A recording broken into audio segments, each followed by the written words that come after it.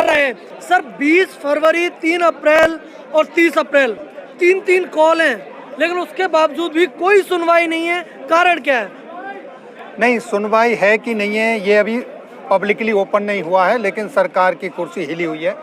आपको पता चल जाएगा कुछ आने वाले समय में। जैसा कि 30 अप्रैल को आपने देखा, जो सड़कों पे जो सैलाब निकला और जो हमारे जनप्रतिनिधि आए, उनकी जो भावनाएं छलकी उस सैलाब को देखकर, उन्होंने जो हमको आश्वासन दिया, वो सरकार के ही नुमाइंदे हैं, वही संसद में बैठे हुए हैं। तो ऐसा नहीं है कि उनको पता नहीं चला, सब पता चला है और वो हमको आश्वासन देके गए। आपने भी कई सोशल मीडिया के माध्यम से कई लोगों के वक्तव्य सुने होंगे, उन्होंने पूरा आश्वासन दिया और उन्होंने हमको ये तक कहा है कि हम जो क्वेश्चन पूछेंगे आपको उसको रिटर्न में भी जवाब देंगे, रिटर्न में भी देंगे। तो फिर सर जो 3 तारीख वाली कॉल थी, इसका मतलब वो सक्सेसफुल नहीं हुई कि कहीं ना कहीं आप लोगों को जो 30 तारीख की कॉल है, जिसमें कि जो सांसद हैं उन्हें ज्ञापन सौंपना पड़ा, तो कहीं ना कहीं 3 तारीख की जो कॉल है आपकी सक्सेसफुल नहीं रही है? ऐसा नहीं है। पहले खेत की जुताई होती है, फिर बीज डाला जाता है, फिर फसल आती है और आपके घर में फसल कट के आने में टाइम लगता है। हाँ। तो वो है, सरकार को सबको जगाना पड़ता है स्टेप बाय स्टेप। आपको पता है हम वो सैनिक हैं जो डिसिप्लिन के साथ काम करते हैं और उसी तरीके से स्टेप होता है, एक चैनल होता है कि हम कैसे स्टेप बाय स्टेप आगे बढ़ें। अब हमारा अगला स्टेप क्या होगा अगर सरकार नहीं करेगी, उसकी घोषणा सुन लेना अगर कुछ हलचल नहीं होती है तो मतलब इससे भी जो बड़ा स्टेप है वो आप लोग लेने वाले हैं? अरे जब तक हमको हमारा मकसद हासिल नहीं होगा, जब तक हमारे भाइयों की, पूर्व सैनिकों की डिमांडें पूरी नहीं होंगी, उनके साथ जो विसंगतियां हैं उनका समाधान नहीं होगा, तब तक एक के बाद एक बड़े से बड़ा स्टेप उठता रहेगा। अच्छा, आपकी जो तमाम मांगे हैं, तमाम जो विसंगतियां, उनमें से एक है एमएसपी की। तो जो एमएसपी है उसका एक जो केस है, कोर्ट केस है, वो चल रहा है, उसके बारे में थोड़ा सा ब्रीफ कर दीजिए।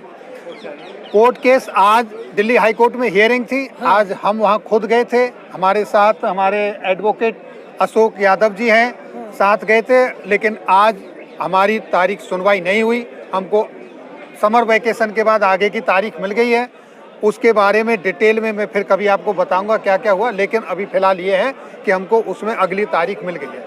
आपको जो उसमें है अगली तारीख मिल गई है। सर ऐसे ही जो तमाम केसेस हैं, आप लगातार इन सारी चीज़ों को जो है आप अपने चैनल पर बताते हैं और जो पूर्व सैनिक हैं वो कहीं ना कहीं आपकी जो वीडियोस देख देख के काफ़ी ज्ञान प्राप्त करते हैं।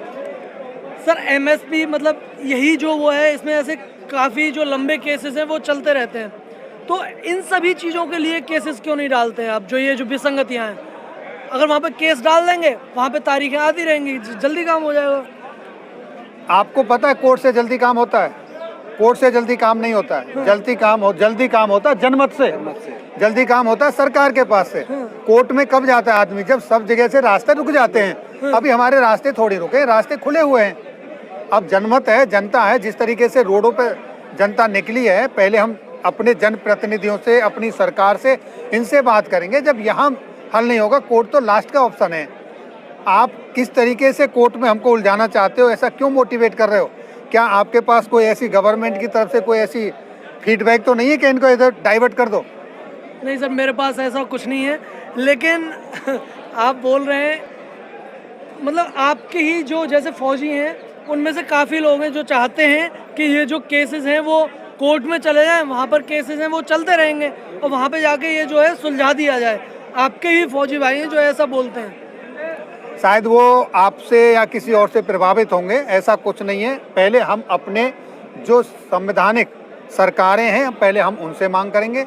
जब वहाँ से कोई चीज़ नहीं होती तो कोर्ट तो लास्ट विकल्प है, हम वहाँ नहीं जाएंगे। पहले हम अपने सरकार के पास जाएंगे। सर सरकार भी तो नहीं सुन रही है, 75 दिन।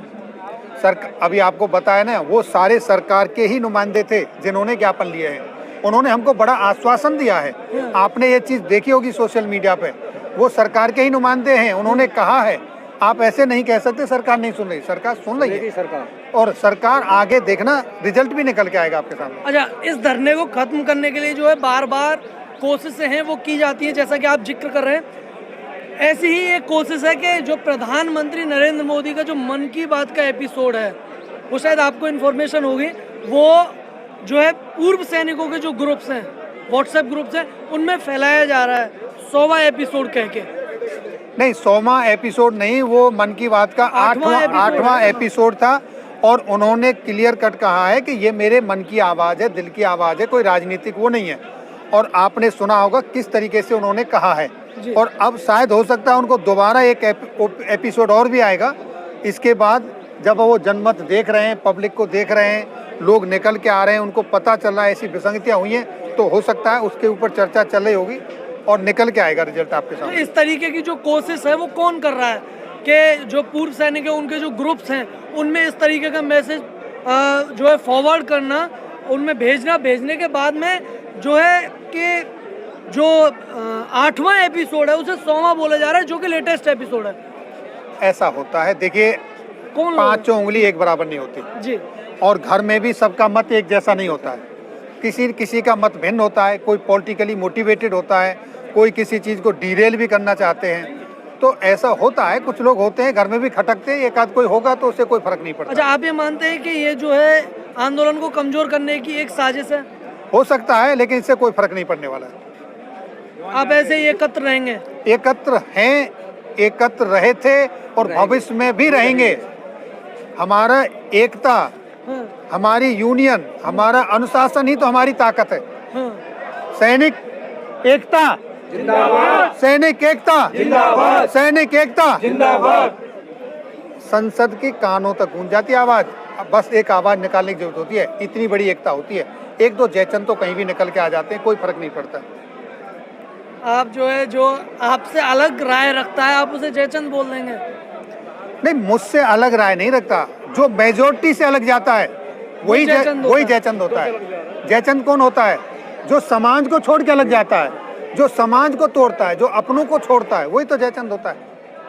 आप देख रहे हैं यहाँ पूरे जंतर मंतर पे 30 तारीख को, 3 अप्रैल को आपने देखा किस तरीके से फौजी निकल के आए, पूर्व सैनिक किस तरीके से आए, वीर नारियाँ, विडोज, हमारी फैमिली किस तरह से आए, कितने बुजुर्ग आदमी स्क्रैचेस पकड़ के आए।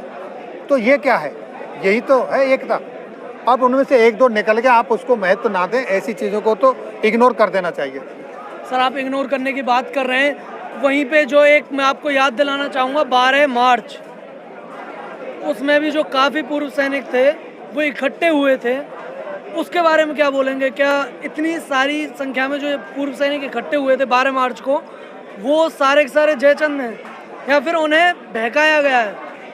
आप किसकी बात कर रहे हो? मैंने तो कुछ देखा नहीं। एक चल रहा है यहाँ पर, 4 आदमी आके उधर आके, आपने यहाँ पर एक वीडियो देखी होगी, एक 35 साल की लेडी जाकर बोलती है मेरा हस्बैंड 62 की लड़ाई लड़ा, 71 की लड़ाई लड़ा, 99 की कारगिल की लड़ाई लड़ा, 35 साल की उम्र है, और बोलती है मेरे 4 बच्चे, मेरे पति का देहांत हो गया, मैं इसको कैसे पालूं। अगर इस तरह से कोई आके कुछ बोल देता है, आप उसको आंदोलन को तोड़ने की बात ना करें। ऐसा तो कुछ ना कोई हो जाता है, ये ऐसी कोई घटना चलिए सर, मैं आपको क्लियर कर देता हूँ थोड़ा सा। वीर बहादुर जी के नेतृत्व में वो जो कॉल थी 12 मार्च की, वो दी गई थी, जिसमें कि काफ़ी जो पूर्व सैनिक थे वो इकट्ठे हुए थे। मैं यहाँ उस दिन नहीं आया था, मुझे इतनी जानकारी नहीं, और ना ही मेरे संज्ञान में ये चीज़ आई, ना ही मैंने आपके या किसी चैनल के ऊपर से ऐसा कोई बड़ा कोई प्रचार प्रसार देखा, तो इसके ऊपर मैं कुछ नहीं कह सकता। अच्छा, तो सर जो है बार बार आप बात कर रहे हैं कि मतलब आंदोलन को जो है कमज़ोर किया जा रहा है, हो सकता है कि आप उस दिन नहीं आए हों, वो जो उस दिन की जो बात है वो आपके ही आंदोलन को, जो कि 20 फरवरी से चल रहा था, हो सकता है कि उसे कमज़ोर करने की कोशिश हो जबकि वो चीज़ है वो आपके संज्ञान में नहीं है। खैर कोई बात नहीं, लेकिन मेरा एक आखिरी सवाल है कि क्या उम्मीद है कि सरकार कब तक आप लोगों की जो मांगे हैं, आप लोगों की जो बातें हैं, आप लोग जो अपनी मांगे जो इन सरकारी दफ्तरों तक पहुंचाना चाहते हैं, उन दफ्तरों तक कब तक पहुंच जाएगी? दफ्तरों में 20 फरवरी को पहुंच चुकी है जी। 3 अप्रैल को दोबारा रिमाइंडर दे दिया गया है, 30 अप्रैल को फिर तीसरा रिमाइंडर दे दिया गया, दफ्तरों में पहुंच गई। दूसरी बात, कोई भी आंदोलन को कमजोर नहीं कर रहा है, हमारी ऐसी कोई शिकायत नहीं है, कोई भी कहीं कुछ नहीं है, सारे मुद्दे अपनी जगह पर हैं, आंदोलन अपनी जगह पर चल रहा है।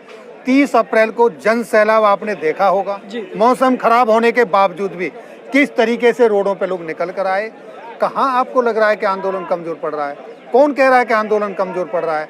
आपको कैसे लग रहा है कि दफ्तरों तक हमारी मांगे पहुंचेंगी कि नहीं?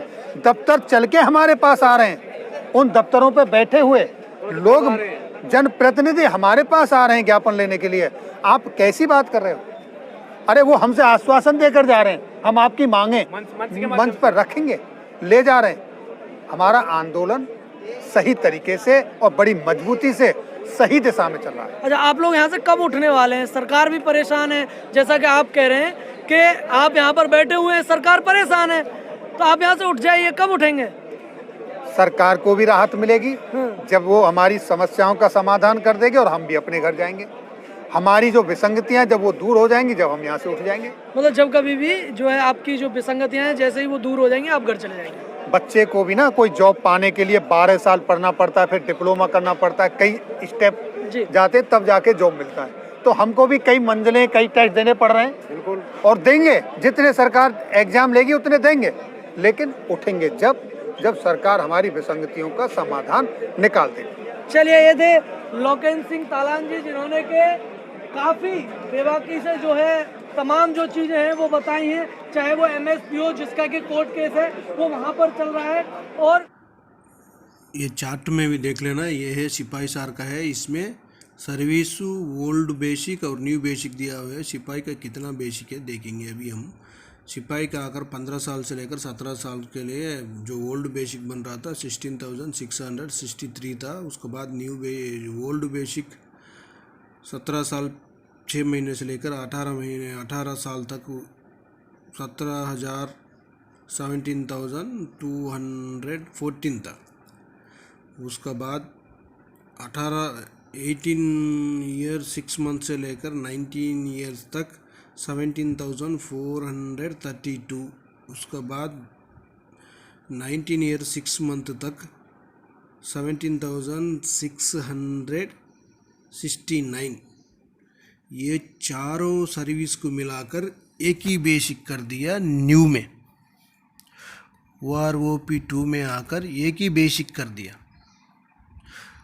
दोबारा 20 साल के लिए 17,600 सेम है, जो पुराना वही है, लेकिन न्यू में चेंजिंग कर दिया, 19,013 रुपीज़ कर दिया। उसके बाद 20 ईयर 6 मंथ से लेकर 24 ईयर्स तक सेम बेसिक है ओल्ड में, न्यू में आकर 19,512 रुपीज़ कर दिया। जो OROP 1 में आकर 4 बेसिक था सिपाही का, अभी कर दिया 3 ही कर दिया। ओके फ्रेंड्स, ये वीडियो आपको पसंद आने से सब्सक्राइब करना, लाइक करना, शेयर करना। नेक्स्ट वीडियो मिलेंगे। जय हिंद, जय भारत।